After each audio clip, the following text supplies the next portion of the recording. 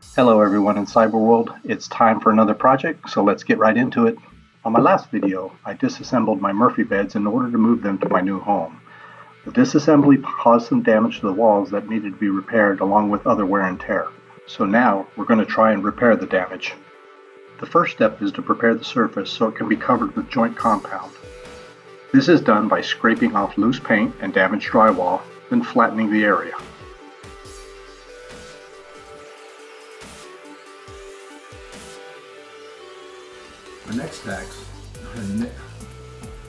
Our next task is to create this or repair this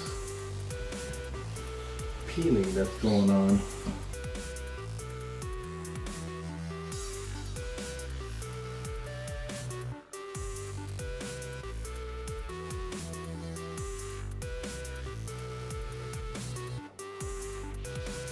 The next step is to cover the hole with fiberglass mesh tape. When a hole is too large, I fill it with some mesh tape so the compound has more surfaces to adhere to and requires less compound to fill the hole itself.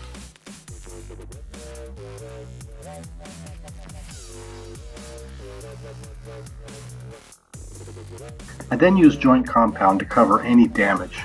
I'm a novice at this, so it doesn't often go as well as I want it to, but that's fine because I'll be making adjustments in the next steps.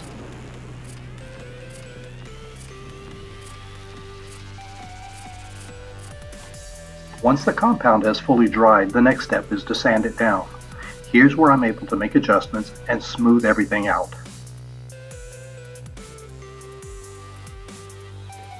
After 2 days, we got 2 coats of all-purpose compound on, and we've sanded it out. And now, you might notice, it might be hard to tell, I'll do the close-up, but the wall itself has some texture on it. When you sand things down, it becomes extremely flat. So now we're going to try and mimic the texture here and see if we can apply that to here so that it all blends together, and hopefully that'll hide all these patches that we've made as best as possible. Wish me luck. I'm going to add texture using joint compound. I do this by adding water to compound and thinning it out to a consistency of a thick paint, and then I use a paint roller to apply it. Simple as that.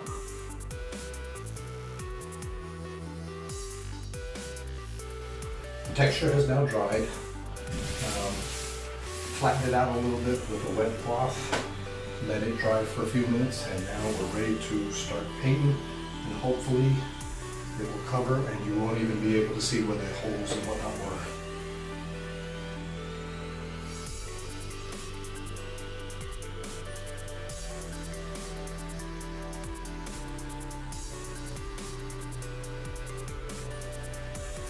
And ta-da! The finished product. Texturing worked out quite well and covered up all the imperfections on the wall. I'm quite pleased with that. So, there you have it, another completed DIY project. Remember, my videos are not intended to be instructional, but simply to show you that if I can do it, you too can do things by yourself and not pay someone a small fortune to do it for you. Well, I hope you enjoyed the video, and I'll see you again real soon.